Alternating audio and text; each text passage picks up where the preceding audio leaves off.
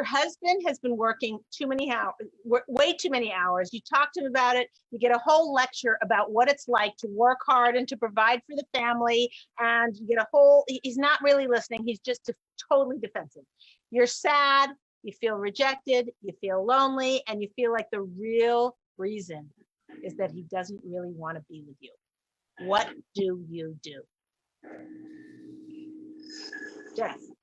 I try to overcompensate and then find every little minutia and thing to do in the house to make him try to feel the same way. Oh, excuse me, this light bulb looks like it might burn out. I'm sorry, were you saying something? Okay, very good. Very good. Sigi. I say, you don't like your job? I'm going to make him quit. I'm going to go get my dream job. And he has to stay home and do the laundry, the cooking, and take care of all the kids. And then we still don't see each other, but I get to go live my fabulous life. Whoa. Okay. Taylor. I'm going to just reset all the TVs in the house so that it only goes to the soap opera network. Good. Okay, there you have it. Take that. Okay, Rachael. I don't know. I'm stumped with this one. I feel like when I get lectured, I kind of like retreat inside. So I think I'm going to have to go with the silent treatment for like, let's say a week. A week at least.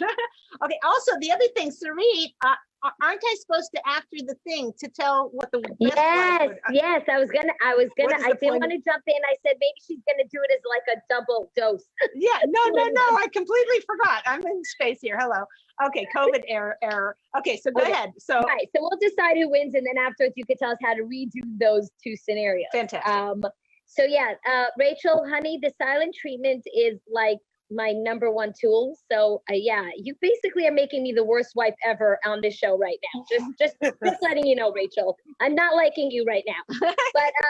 But no, I'm actually going to go with the soap opera. OMG, to turn all the channels to soap opera, that would be the worst wife ever, that her husband cannot see his sports or oh no, that's the worst for that's sure. Worst. Okay. Okay, Taylor wins that one. Let's see it. Rachael? Okay, I will go with Sigi. I would just leave and get my dream job, which, maybe she has already, but at least it gives him a taste of his own medicine, and she should not come home, and he should be in charge of the home. And, when he doesn't have what he needs, he'll make sure that he does it in the home. I like that. There you go. Fantastic. Okay. Gabby. I think I'm with Siri and have to go with the soap opera. I feel like it's just pouring salt in a wound, and it just has this poetic justice that I just gravitate to.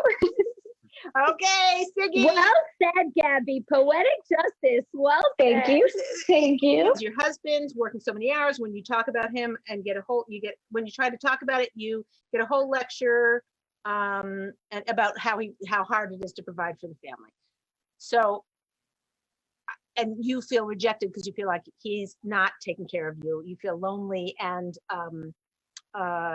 like he's pretending it's his work, but really he could have come home earlier. Maybe he's playing some game on the computer at work. So the issue with sharing this kind of information, if you are telling your husband anything that makes him defensive, where you can tell, oh, he's defensive. Now, how do you explain defensive? Ladies, help me out. I would say that, like, with defensive, if you're defensive, it goes internal, and so you just try to like bash out a little bit. But if you're defending your life, it goes external, and you're standing up for yourself. Interesting. That's so interesting. Okay, so the issue is, if your husband is getting defensive when you're talking to him, time out. That's how you know somehow your tactic is wrong. Somehow, maybe it's him. Maybe he is, quick to be defensive. Maybe he was attacked as a kid. He was always, pointed finger, but you're bad, you're wrong, whatever. So maybe he starts out so totally against the 8 ball, feeling defensive about every action he takes in his life. Okay, you don't want to be that person. You don't want to keep making that habit of his and that pain of his to keep promulgate, to keep that pain going and going. You don't want to be that person. So the minute you see your husband's getting defensive is your time to pull back and say, you can even say this out loud. somehow what I'm saying isn't getting through in the kind way I want it to get through to you. So let me start again. So when the issue is, I feel like you're working too long. You feel like that's what you have to do to provide for the family, and feel like you're doing that for me. But on the same token, I feel a little bit lonely or sad or rejected. There's a little bit of rejection in there. So I'm just trying to explain to you how I feel so we can work on it together and come up with a solution. I'm not sure what that solution is. Maybe it's Tuesdays and Thursdays you come home early, or maybe it's you call me every night at like 6 to let me know what time you're coming home. You got to get creative on what the solution is. But the main thing is, the minute you start making your husband defensive, there's no solution. There's no way out. There's no easy. You backed him into a corner and he's just going to fight. Whereas if you soften it up and come at it in a way, am I saying, hey, wait a second, he's the one who's behaving badly, Leah. You're saying that as the wife, you should like jump through every hoop to get what you want. You want to get what you want. So, part of the job of us clever women who have Benia Sarah, which is, what's Benia Sarah Sarit? Women's intuition. Yes, women's intuition. Women's intuition. Okay. We have women's intuition. We know when we're pushing. And I have to tell you, the problem is sometimes when you're making your husband defensive and putting him in a corner, it's actually enjoyable. Like, ha, ha, ha, go sit in the corner. Like, you tell a kid, go, in timeout. But I didn't do it. She hit me first. In time out. And then it's quiet. Yeah, good luck if you can keep a kid in time out. But anyway, okay, that's another show. So the issue is that you have to get over your own pleasure of putting him in time out by recognizing that the short-term game of making him defensive and feel bad is not worth the long-term loss of closeness in the marriage. So yeah, go ahead, Rach. Also, maybe it's quality, not quantity. Maybe you don't actually want that much of him. When you do see each other, you want it to be like a date or a conversation. That's a good point. So you're saying that I'm not sure I understand your point.